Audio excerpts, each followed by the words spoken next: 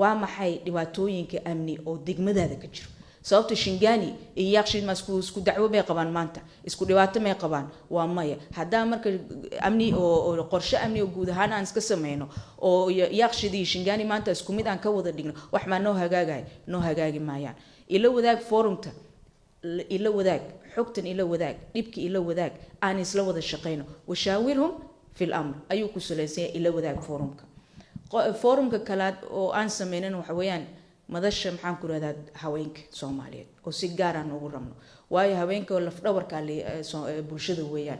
dhibaatada ugu badan tacdiyada loo geystana waa iyaga nafsirkoona tacdiyada bay geystaan waan aragnay gabdho isqarxiyo waan aragnay gabdho howlgalo waan aragnay gabdho hub u gudbiyo waan aragnay gabdho sirdoon u gudbiyo ma ahan kaliya anaga inaan dumarka Soomaaliyeed aan dhahno victims bas baan nahay marka qaarkood anaga washarta hor kacno waan aragnay qof dumar markay soo howlgeliyaan nabadiidka dhibaatada ugu weyn ee geysan karaan oo ugu dambeeyay Allah naxariista injineeriisu oo ugu horeeyay wasiirka arrimaha gudaha hore Allah naxariista dhamaantood intii dhimataba shuhadada waxaan anoo fursadaan ka faa'iideysanahay waxa rabaa madashaaneeto oo haweenka Soomaaliyeed inay door muhiim ah oo gaar inay ka qaataan culimada Soomaaliyeed maadaama madaxdooda maanta ay noo joogaan waayo tusaale ahaan aniga hadda taliska booliiska 3 qof baa ku joognaa taliyada 2 taliye xigeen saddexdaas inta hal qof ah haweenka oo aniga ah labada kale marka loo soo magacaabay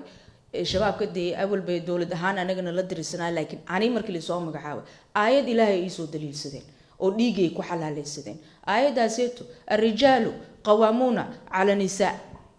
yani adoo bilcaana rabta miyaa rag horboodid aayadii ilaahay ayaan li soo daliilsaday taliyaasha kale aayad looma soo daliilsaneen micnaha waxa weeyaan dagaalka ugu weyn ee hadda markan oo dhanka diinta laga wado waa dumarkii aa lagu wada anaga diintana la nacsiinooya anagana leeyahay maxaan ku radaa diinta waxa isku diidan diinta waxa seeto kaaga soo hor istaagtay diinta gabdhaha marka maxaan ku radaa tacdiyada marka loo geysanayo waxa lagu aamusiinayaa diino si qaldan loo turjumay waxa lagu aamusiinayaa dhaqan oo si qaldan loogu turjumay waxa seeto dhan waxa rabnaa horta guriyo yaa tarbiyada gacan ku hayo bulshadeena tarbiyada ka haleysanaada daroogadu ka halay gudoomiyaha gobolka Banaadir darooga maxaa keenaya waa cudur bulshadeed wuxuu u baahan yahay daaweyn bulshadeed anaga daaxirna xataa farmashiyada oo dhanba farmashi kala la fura ama black market baa furmayso ilaan baahida mar walba meesha taagan tarbiyadii bulshada in dib loo soo celiya loo baahan yahay tarbiyada yaa gacan ku hayo aniga anoo yaro 15 jira quraanka ilaa aabay ugu xifdiyay laakiin tarbiyada diiniyan yaa isii hooyada yaa isiisa hooyooyinkii Soomaaliyeed waxa loo baahan yahay in iyaga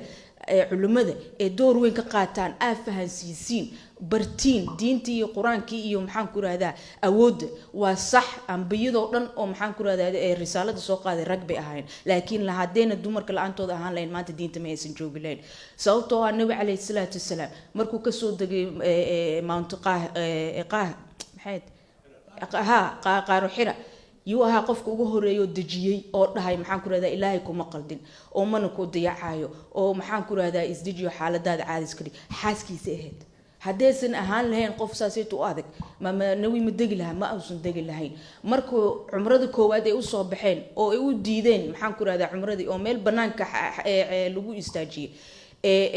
oo asii la tashtay ragii maxaan ku raahdaa asxaabta ahayd ee dhahan waa dagaalamayna ama qasaba ku marayna ama saana sameynayna asigana uu dhahay maya aan dib u laabano oo iyagana ku sii adkeysteen yuha qofka ugu horeeyo la tashtay Salama dhahday yacna adiga tinta iska xir oo markii ihraamka ka bax markaas ay taadina ku raacayaan yacna diintu yaa difaacay waa dumarkii maantana waxa loo isticmaalooyina waa dumarkii min fadlikum ya ikhwan ya shuyuukhna naga soo qayb gal foorumyadaas ee dumarka Soomaaliyeed tarbiyada diinta iyo diinta aniga maanta waxay dhiirigelinayo maalinay haweenan u taaganayo libiskan u xirtay waad aniga waxaan aaminsanaynaa jihaad ku jiro saasoo kalena dumarka Soomaaliyeed ina gaarsiin baan jecelnahay